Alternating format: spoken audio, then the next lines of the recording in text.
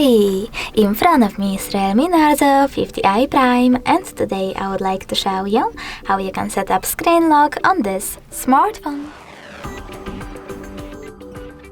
First of all, just access settings.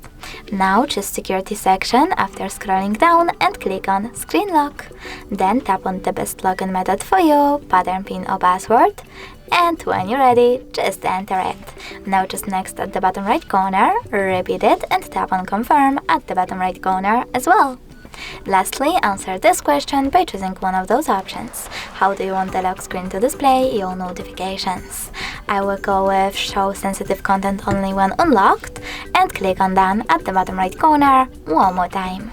Now when I turn off my screen and then turn it back on, as you can see, pattern is now required.